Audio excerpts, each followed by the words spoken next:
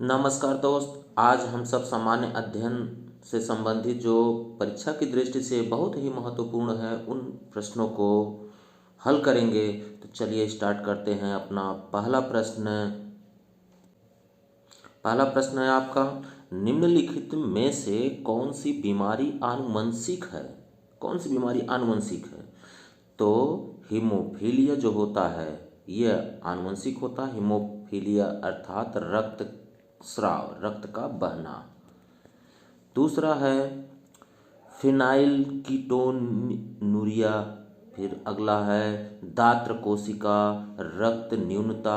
तो यह सभी बीमारी आनुवंशिक है, अर्थात डी इसमें सही है। अगला प्रश्न, विषाणु वृद्धि करता है। विषाणु वृद्धि करता है कहाँ? जीवित कोशिका में। यही विषाणु मीन्स वायरस का यही कर्तव्य है कि विशेषता, विषाणु की जो विशेषता होती है, जब वो बॉडी के अंदर प्रवेश करता है तो वह वृद्धि करने लगता है, और जब बॉडी से बाहर होता है तो वह निर्जीव होता है। वह निर्जीव होता है। जैसे ही बॉडी के अंदर पहुंच जाता है वह जीवित हो जाता है।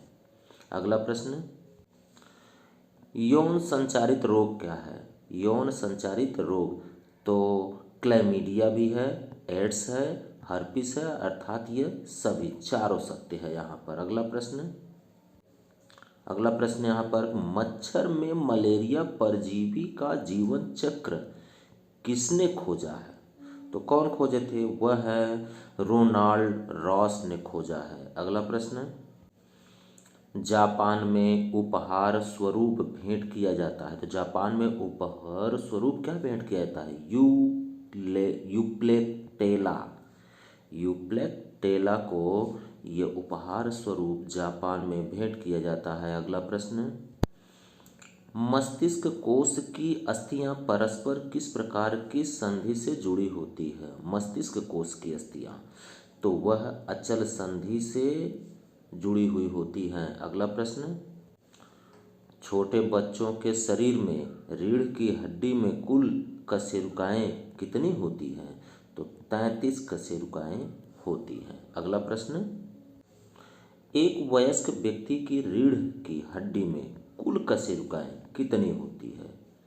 तो 26 होती है। वयस्क में 26 होती हैं। अगला प्रश्न, निम्नलिखित में से वह कौन सा अंग है जो मानव शरीर में ग्लाइकोजन के रूप में कार्बोहाइड्रेट को जमा करता है? तो वह यकृत ऐसा कार्य करता है। अगला प्रश्न, नेत्र में प्रतिबिंब का निर्माण कहाँ होता है? तो नेत्र में जो प्रतिबिंब का निर्माण होता है वह रेटिना, दृष्टि पटल जिसे कहा जाता है, पर होता है। अगला प्रश्न, दृष्टि शालकाओं द्वारा किसका ज्ञान होता है? तो रंगों का ज्ञान होता है। अगला प्रश्न, कलागहन किस ग्राही अंग का भाग है? तो यह कान का भाग है। अगला प्रश्न, स्वादग्राही अंग कहाँ मिलते हैं? जिह्वा पर मिलते हैं। अगला प्रश्न, मनुष्य के हृदय में कितने वेश्म होते हैं? कितने कोष्ठ होते हैं? तो वह 4 होते हैं। अगला प्रश्न, कोहनी का जोड़ कौन सा जोड़ कहलाता है? तो कब्जेदार जोड़ कहलाता है। अगला प्रश्न, कंधे के स्थान पर किस प्रकार की अस्थि संधि पाई जाती है? तो किस प्रकार की अस्थि संधि? उसको कहते हैं कंदूल खल्लिका संधि। अगला प्रश्न, वृक्क की कार्यात्मक इकाई है, क्या है? वृक्क की नेफ्रॉन है कार्यात्मक इकाई। जैसे शरीर की क्रियात्मक इकाई क्या है? कोशिका, वैसे वृक्क की कार्यात्मक इकाई नेफ्रॉन है। अगला प्रश्न, कवक सदैव कैसा होता है? विविध पोषी होता है, अलग अलग तरह का होता है। अगला प्रश्न, पृथक्करण का नियम किसने दिया था? तो पृथक्करण का नियम बेबीलोनियन ने दिया था। अगला प्रश्न, जीव विज्ञान शब्द का प्रयोग सर्वप्रथम किसने किया? तो सर्वप्रथम लैमार्क तथा ट्रेवेनेरस ने किया था। अगला प्रश्न, दांतों में निम्नलिखित में से क्या होता है? क्या होता है? कैल्शियम। दांतों में क्या होता है? कैल्शियम। अगला प्रश्न, पश्चपाद की सबसे लंबी हड्डी है, तो सबसे लंबी हड्डी को फीमर कहा जाता है, मतलब पैर की हड्डी जो है। अगला प्रश्न, एक वयस्क व्यक्ति के शरीर में कुल कितनी पेशियां होती हैं? तो कुल पेशियों की संख्या लगभग 600 होती है। अगला प्रश्न, प्रधानमंत्री होता है, तो प्रधानमंत्री शासन का प्रमुख होता है केंद्र सरकार में।